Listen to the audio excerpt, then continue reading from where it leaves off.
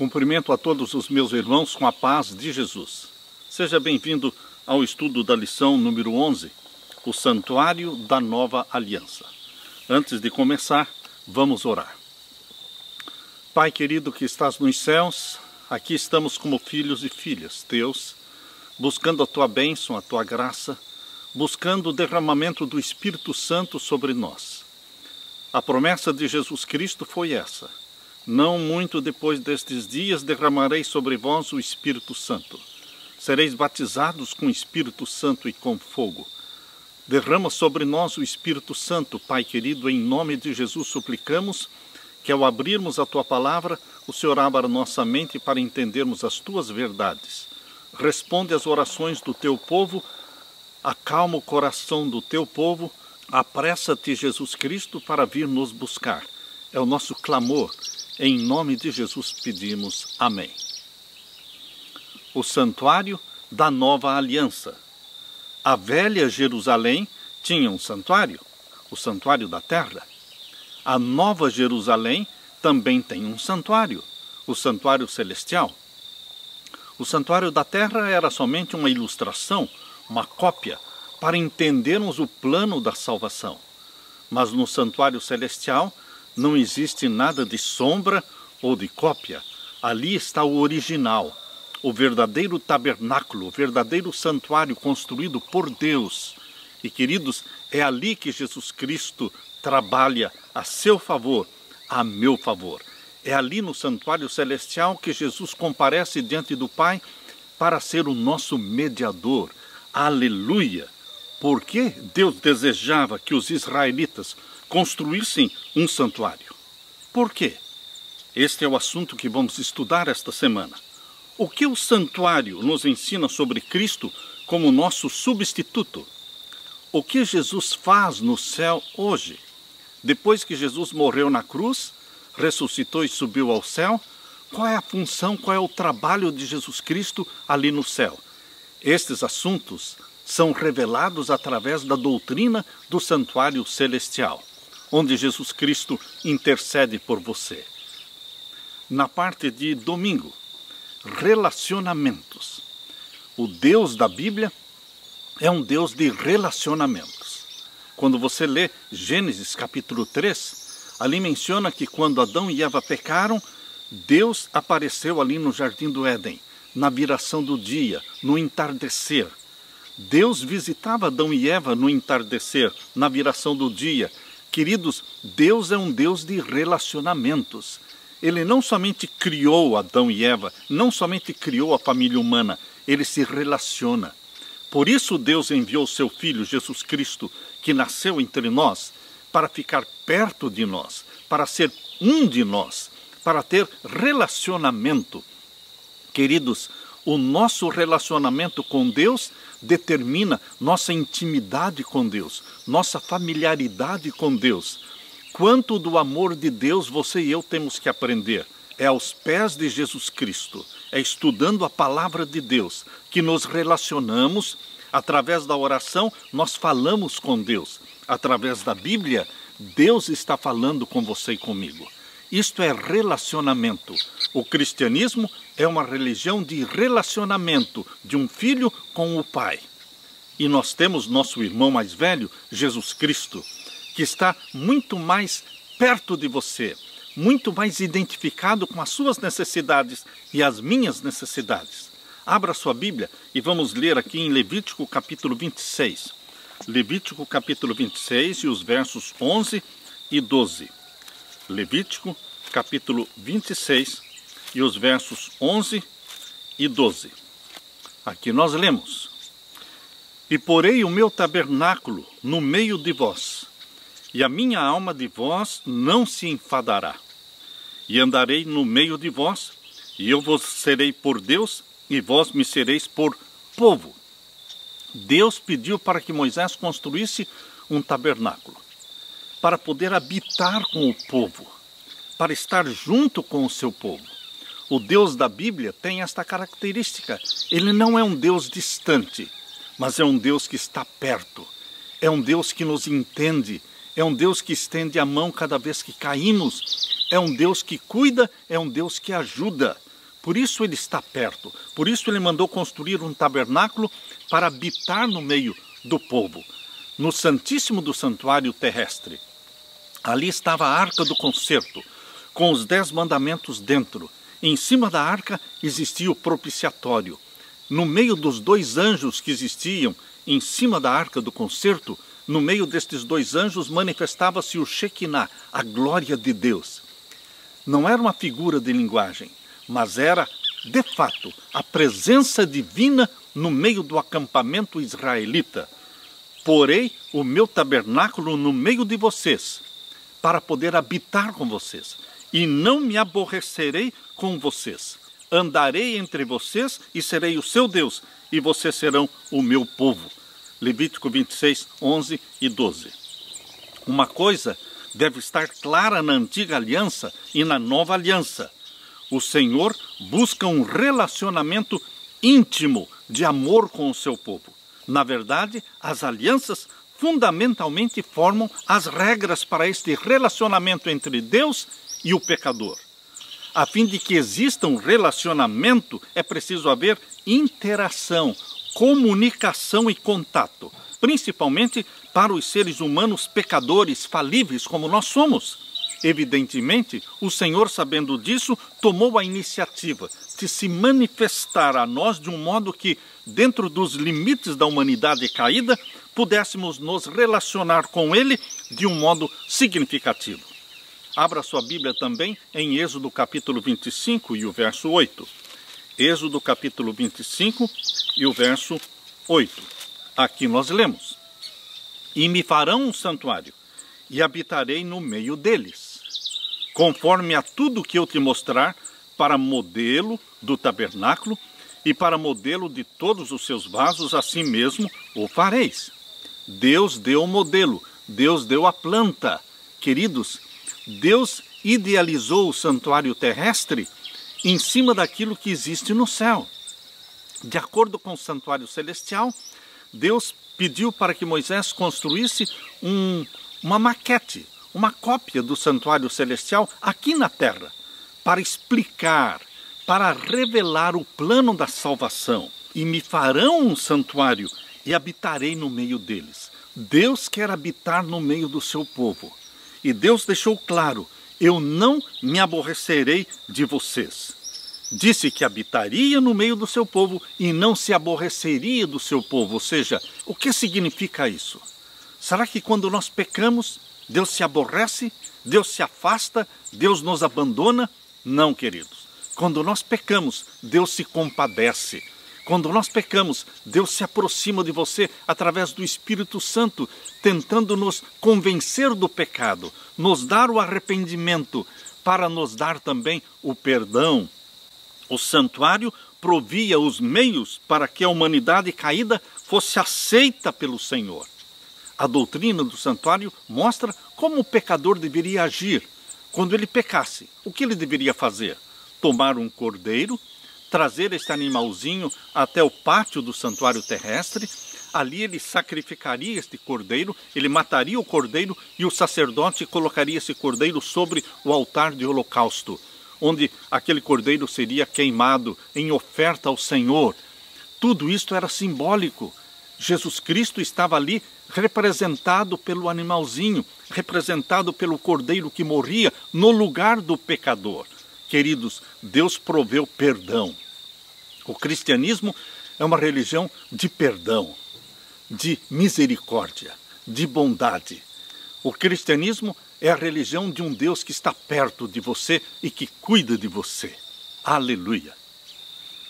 Na parte de segunda-feira, pecado, sacrifício e aceitação.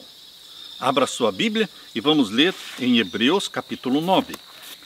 Hebreus capítulo 9 e o verso 22. Aqui nós lemos Hebreus capítulo 9, verso 22. E quase todas as coisas, segundo a lei, se purificam com sangue, e sem derramamento de sangue não há remissão. Não existe remissão dos pecados sem derramamento do sangue. No jardim do Éden, um cordeiro foi morto. Sim, aquele cordeiro representava Jesus e o sangue de Jesus Cristo nos purifica de todo o pecado. Queridos, não pode haver perdão sem derramamento de sangue. Foi exatamente por isso que Deus não aceitou a oferta de Caim. Você se lembra? Caim trouxe a melhor oferta que ele tinha para o Senhor. Mas ele não trouxe exatamente o que Deus pediu. Para a confissão dos pecados, deveria-se trazer um cordeiro e sacrificar o cordeiro. Tinha que existir o derramamento do sangue, porque era simbólico do Cordeiro de Deus, que é Jesus Cristo. Mas Caim trouxe os frutos da terra. Não havia o sangue. Abel, por outro lado, obediente e fiel ao que Deus pediu, Abel trouxe um cordeiro e foi aceito por Deus. Caim foi rejeitado por Deus, porque rejeitou o Messias. Não havia sangue na oferta de Caim. E não pode existir perdão e aceitação por parte de Deus. Ele não pode aceitar o pecador sem o sangue. Você precisa ter o sangue de Jesus Cristo na sua vida. Você se lembra daquela experiência de Israel lá no Egito? Quando Deus mandou no dia 14 de Nisan, a primeira Páscoa que foi realizada lá no Egito. No dia 14 de Nisan, Deus pediu que um cordeiro fosse sacrificado. E o sangue do cordeiro deveria ser colocado nos umbrais das portas do povo de Deus, dos israelitas. Porque o anjo destruidor, quando passasse sobre o Egito, não mataria o primogênito que estivesse dentro destas casas que tinham o sinal do sangue. Queridos, todos os egípcios que não tinham o sinal do sangue, o anjo destruidor entrou nestas casas e tirou a vida, destruiu a vida do primogênito. Foi o sangue do cordeiro que protegeu os primogênitos israelitas lá no Egito. É o sangue de Jesus Cristo que nos protege. Não há perdão, não há salvação sem o derramamento de sangue. É isso que a Bíblia está dizendo aqui em Hebreus capítulo 9, o verso 22.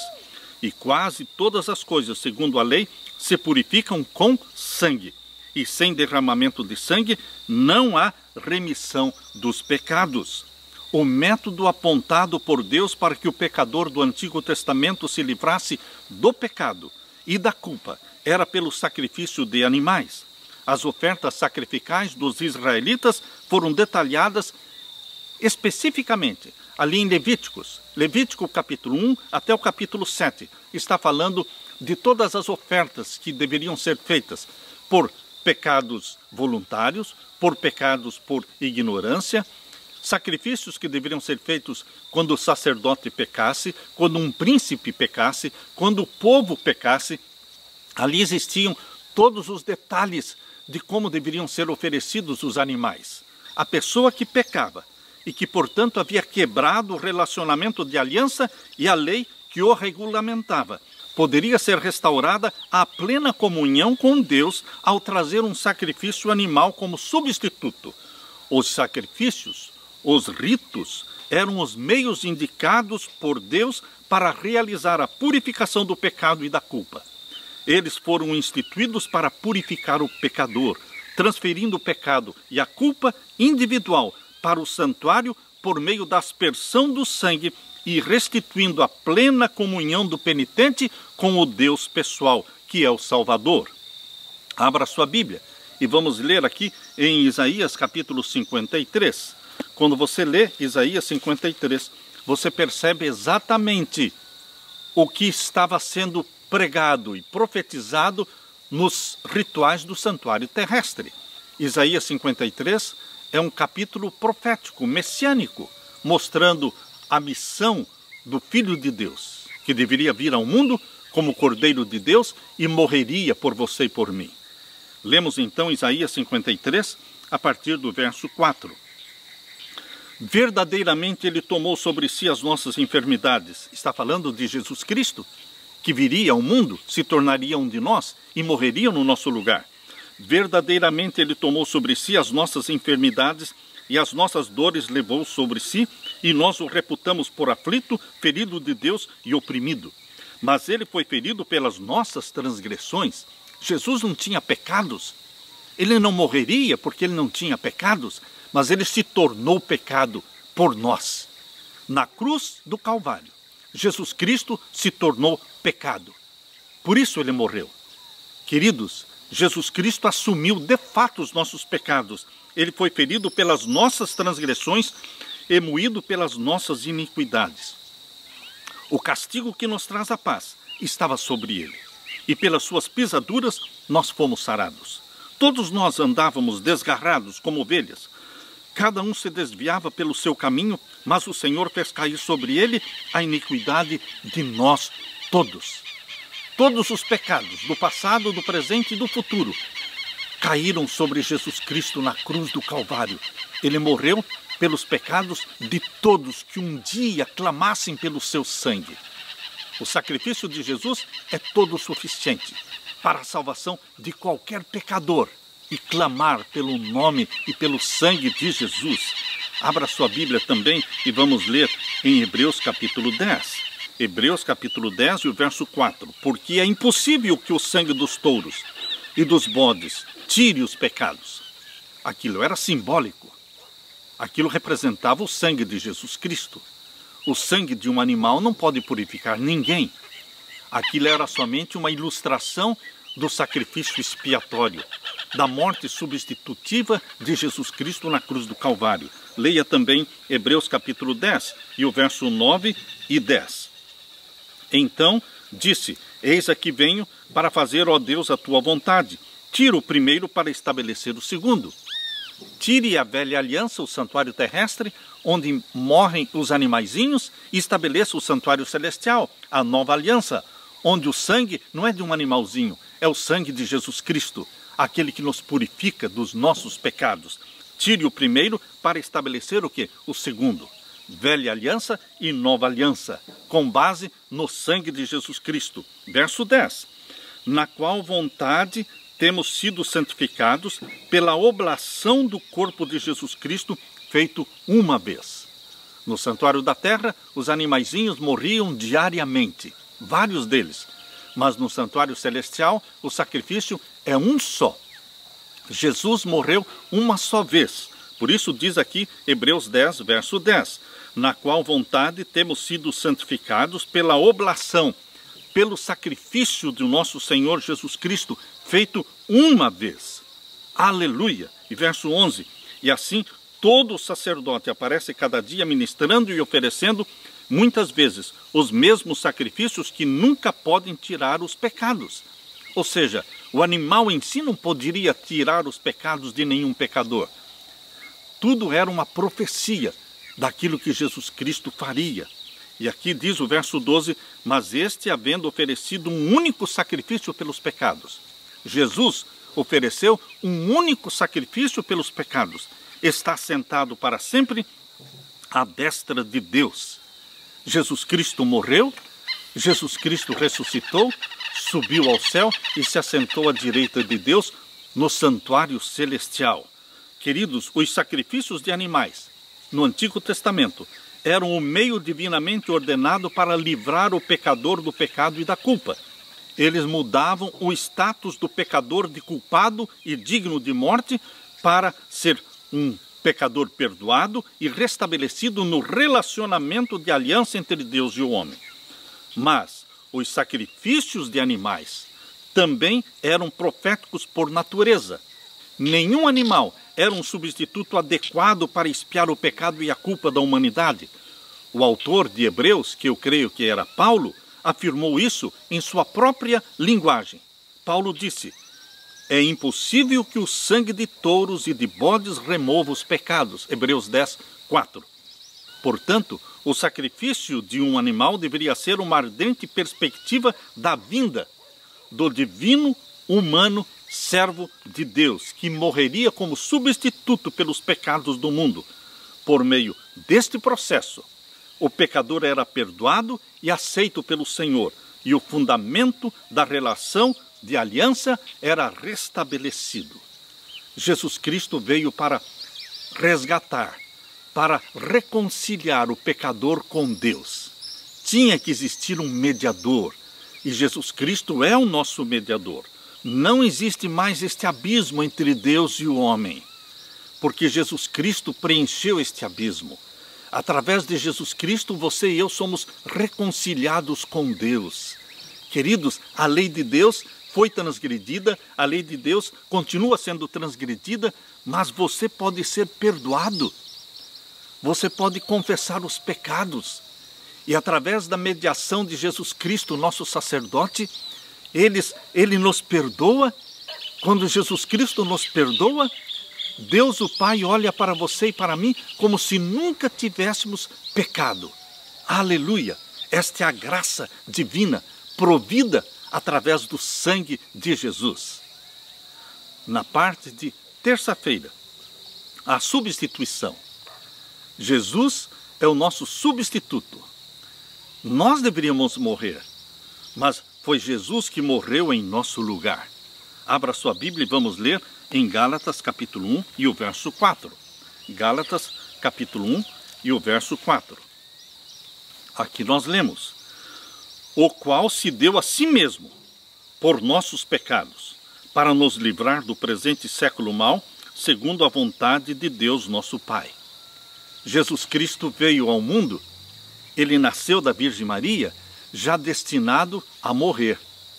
Ele não veio passear ou brincar, não, ele veio ao planeta Terra com a missão de nascer e morrer pelo pecador, resgatar a família humana, reconciliar-nos com Deus, o qual se deu a si mesmo por nossos pecados, para nos livrar do presente século mau, segundo a vontade de Deus, o nosso Pai.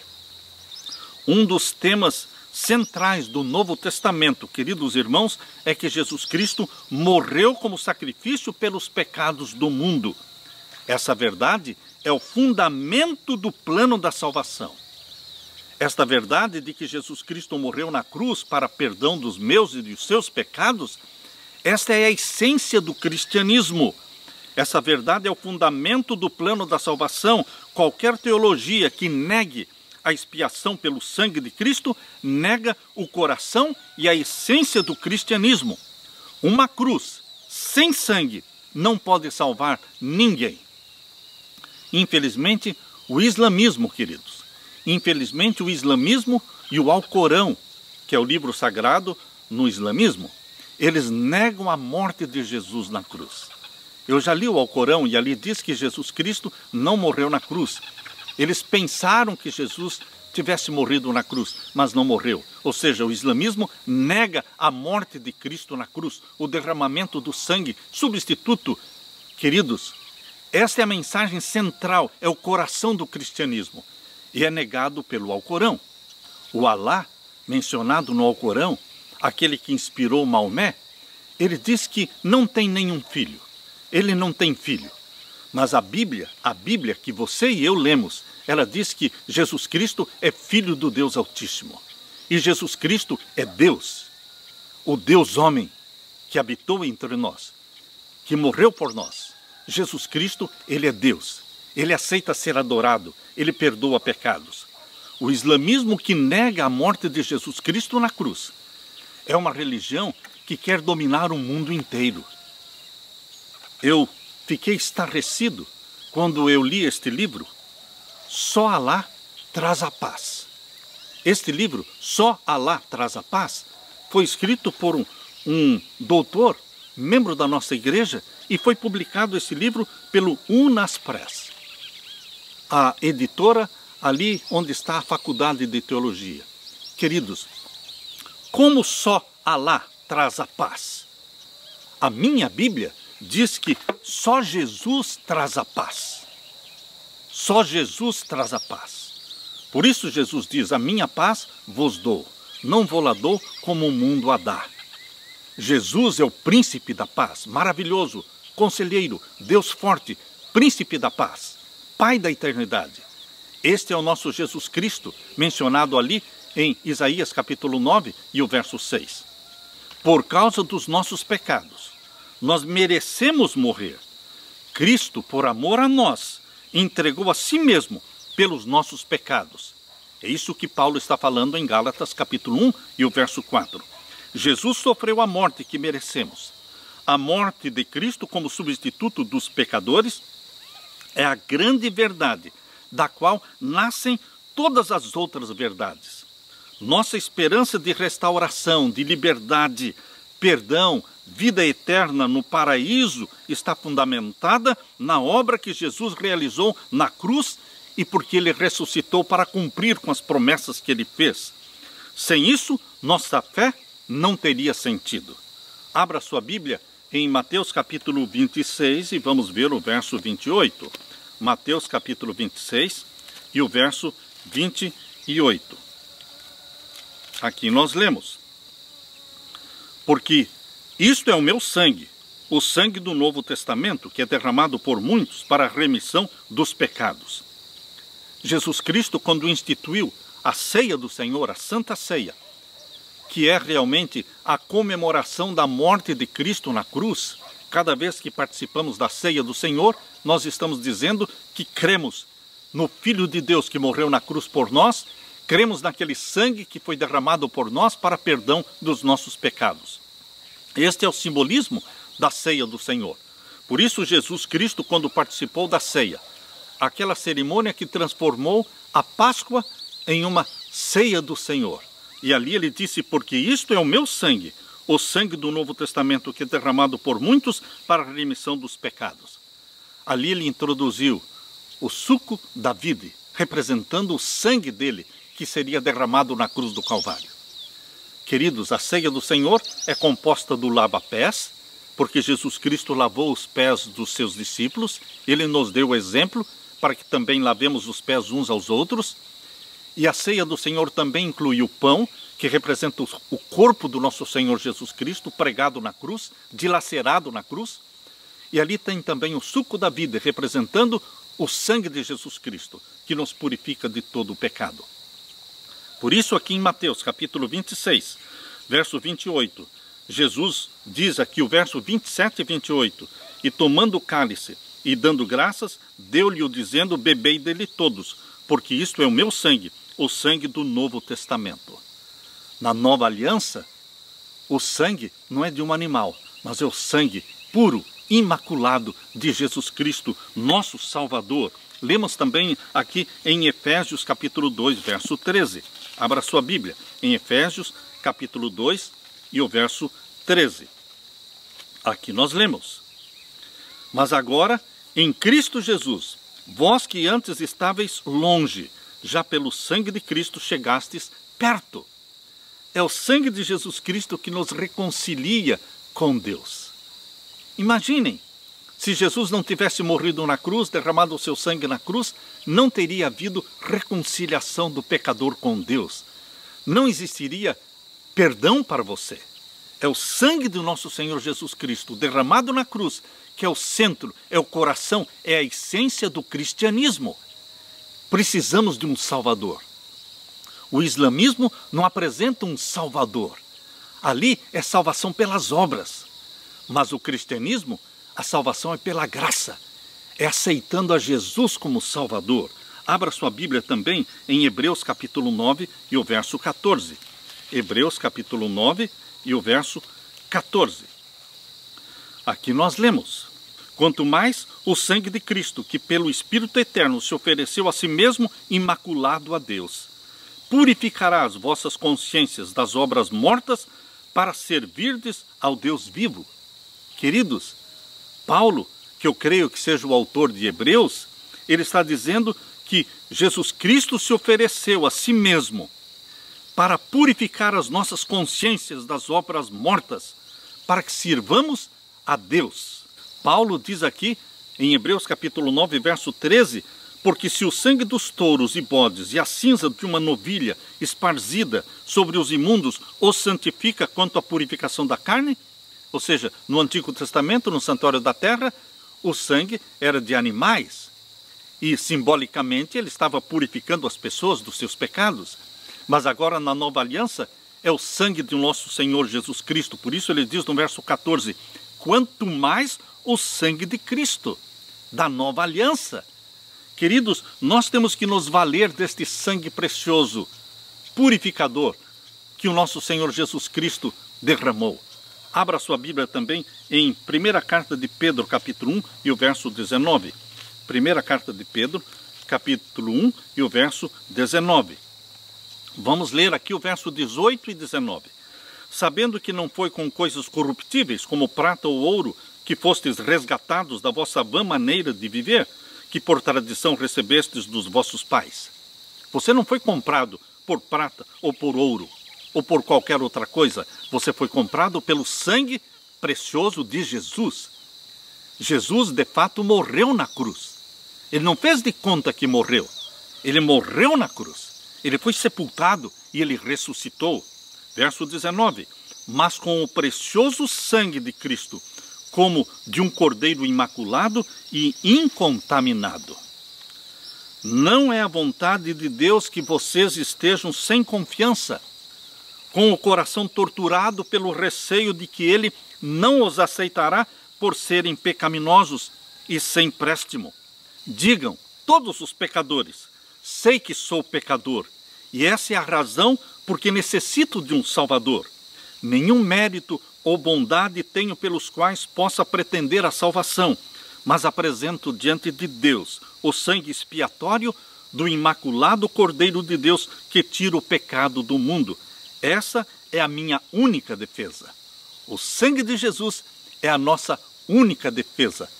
E o sangue de Jesus é todo suficiente para perdoar qualquer pecado que seja confessado. Qualquer pecado que seja confessado será perdoado, graças ao sangue de Jesus Cristo. Aleluia! Na parte de quarta-feira, o sumo sacerdote da nova aliança.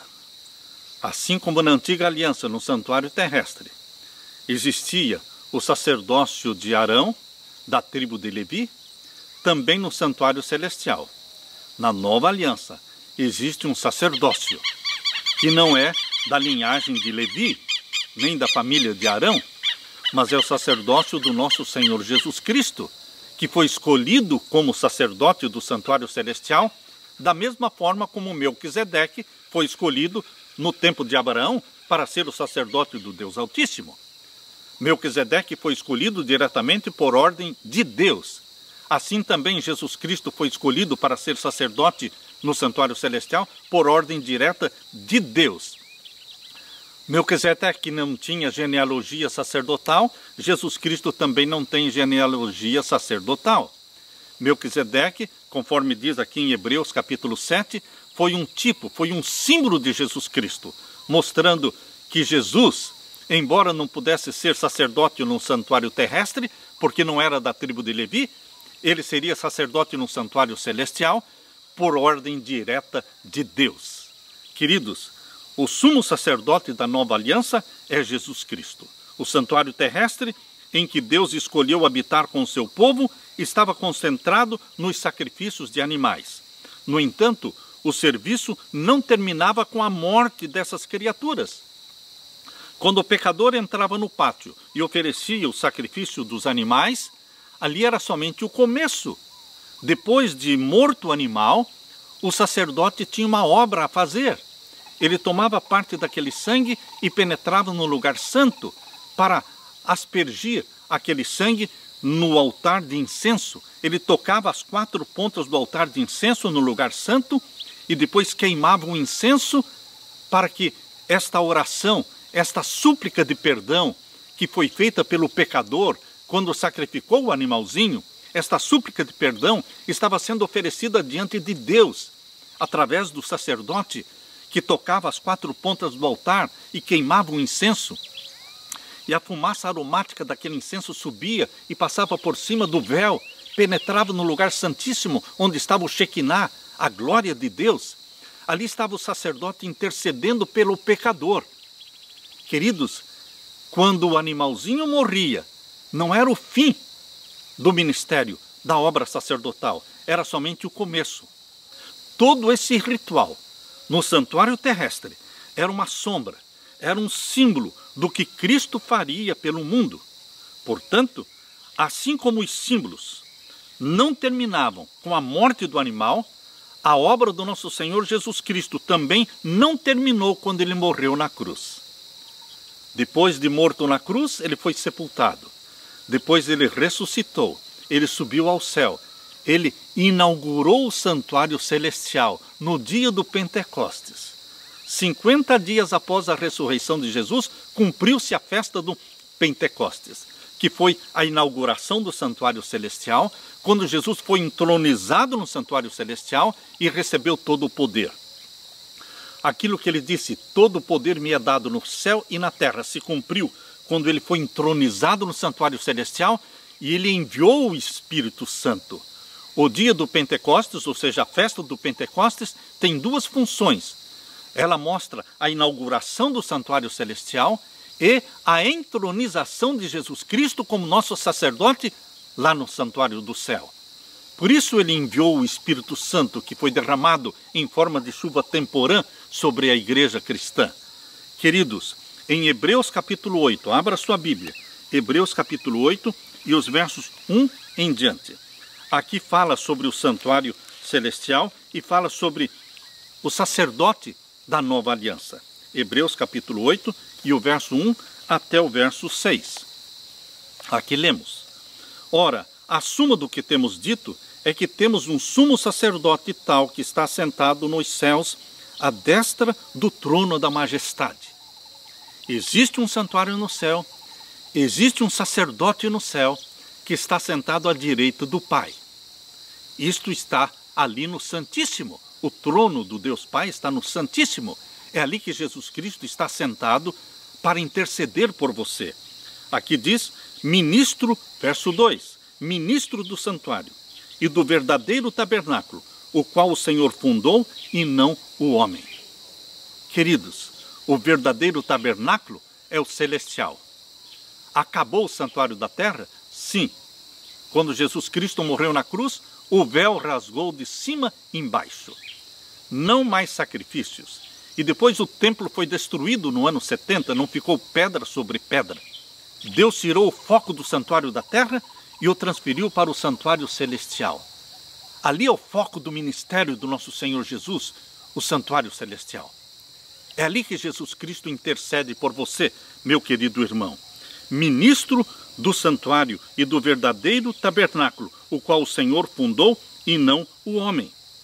Porque todo sumo sacerdote, diz Hebreus 8, verso 3, todo sumo sacerdote é constituído para oferecer dons e sacrifícios, pelo que era necessário que este também tivesse algo para oferecer.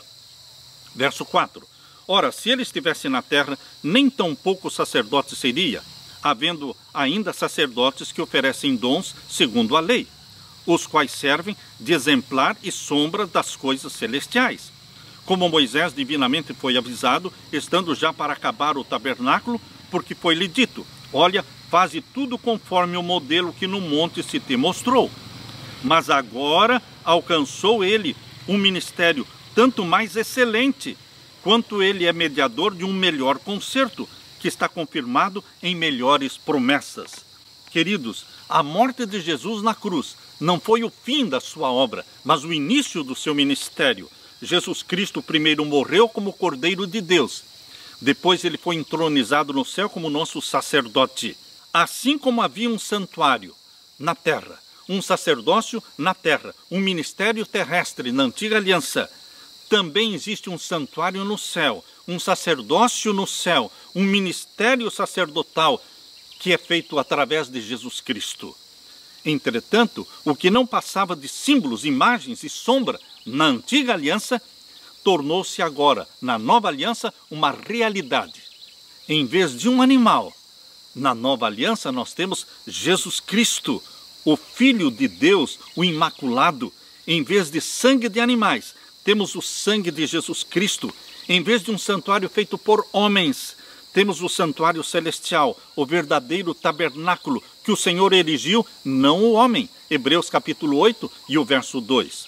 E em vez de um sacerdote humano, pecador, errante como era Arão, queridos, ali no santuário celestial temos um sacerdote que é Jesus, ministrando em nosso favor. Com tudo isso em mente, pense nas palavras de Paulo, que ele disse, como escaparemos nós, se não levarmos a sério tão grande salvação? Hebreus capítulo 2, verso 3. Este é o evangelho da salvação, revelado no santuário. Pense nisto. Jesus viveu sem pecado. Jesus morreu. Jesus ressuscitou e agora ele está no céu, ministrando no santuário a seu favor. Tudo isso foi feito para salvar você dos terríveis resultados do pecado. Alegre-se, meu irmão, porque a salvação está à sua disposição e temos que crer neste sangue poderoso de Jesus Cristo que nos purifica de todo o pecado. Aleluia! Na parte de quinta-feira, Ministério Celestial. Abra sua Bíblia em Hebreus capítulo 9 e o verso 24. Hebreus capítulo 9 e o verso 24. Aqui nós lemos: porque Cristo não entrou num santuário feito por mãos, figura do verdadeiro, porém no mesmo céu, para agora comparecer por nós perante a face do Pai.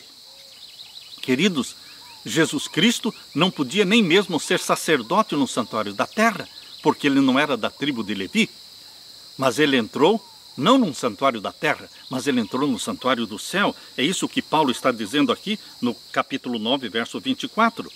Porque Cristo não entrou num santuário feito por mãos, figura do verdadeiro, porém no mesmo céu. O santuário celestial está na Nova Jerusalém, para agora comparecer por nós perante a face do Pai. Nem também para si mesmo se oferecer muitas vezes. Jesus se ofereceu uma só vez para perdão dos nossos pecados.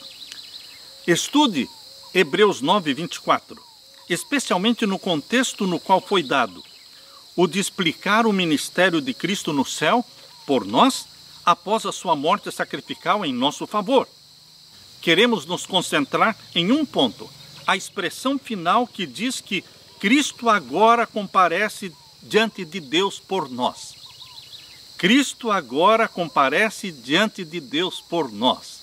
Isto me alegra, porque nós não somos pecadores abandonados, nós não somos pecadores desajudados. Nós temos alguém que comparece diante do Pai por nós, por você. Quantas vezes pecarmos e quantas vezes clamarmos por perdão, o perdão será dado, porque Jesus está ao lado do Pai intercedendo por você. Pense nisso. Nós pecadores, que seríamos consumidos pelo esplendor da glória de Deus, se ouvíssemos, nós, por piores que tenhamos sido, ou por mais que tenhamos transgredido abertamente a santa lei, temos alguém que comparece diante de Deus por nós. Aleluia por isso. Temos um representante diante do Pai em nosso favor.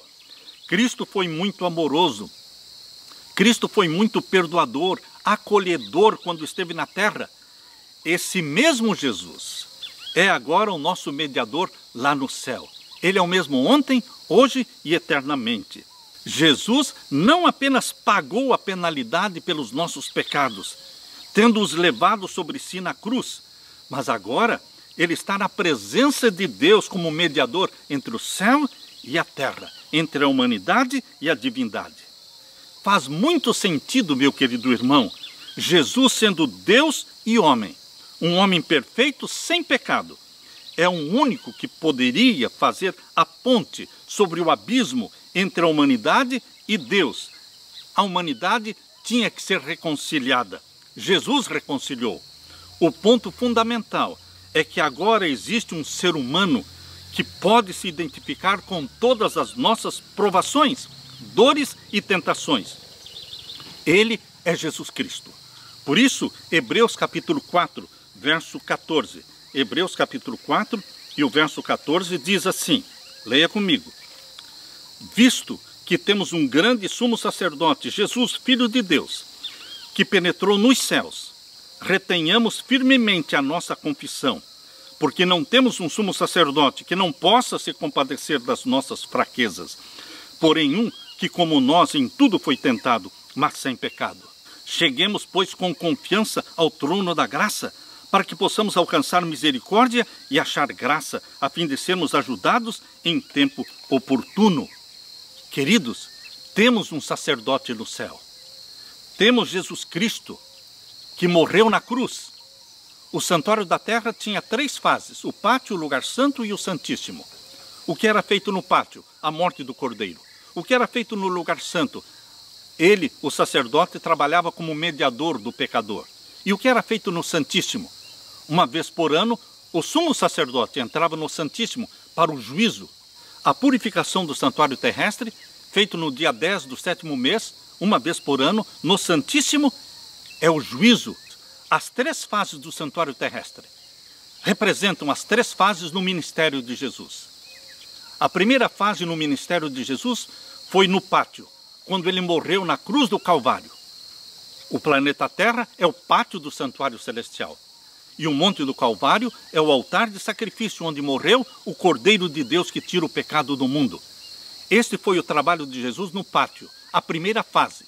A segunda fase é o lugar santo do santuário celestial, quando Jesus foi entronizado no santuário celestial, no dia do Pentecostes. Ali ele começou o trabalho de mediador seu e meu, no lugar santo do santuário celestial. Porém, queridos, a última e terceira fase no ministério de Jesus tem a ver com o Santíssimo. Em 1844, Jesus entrou no Santíssimo para iniciar o juízo celestial, recebendo da mão do Pai o livro selado com 7 selos. E ele começou a abrir, selo após selo, selando os mortos, ou seja, julgando os mortos, e este selamento vai passar para os vivos, ou seja, virá muito em breve o julgamento dos vivos, o selamento dos vivos. Isso só acontecerá após o decreto dominical. Queridos, Jesus Cristo está agora na última fase do seu ministério, no Santíssimo do Santuário Celestial. Ele continua sendo sacerdote mediador seu e meu, mas ele também é juiz. Ele julga e ele intercede por você. Jesus Cristo é o nosso sacerdote, ele é o nosso sumo sacerdote, ele está no céu, à sua disposição. Queridos, o que isso significa para você pessoalmente? Que tipo de esperança e encorajamento você tem quando pensa em Jesus Cristo junto ao Pai, intercedendo por você, sendo seu advogado e mediador e sendo também o seu juiz? Oh, que alegria, que esperança, que conforto saber que o juiz no santuário celestial também é o nosso mediador e o nosso amigo e salvador, Jesus Cristo. Alegre-se com esta bendita mensagem de perdão. Reconcilie-se com Deus. Achegue-se a Ele em confissão, diariamente, recebendo o perdão de Jesus Cristo, a certeza da vida eterna. Perdoados e salvos em Jesus Cristo. Aleluia! Conforte-se com esta bendita mensagem. Eu deixo com você neste momento a paz de meu Jesus. Fique com a paz de Jesus. É em nome dele que eu peço. Amém.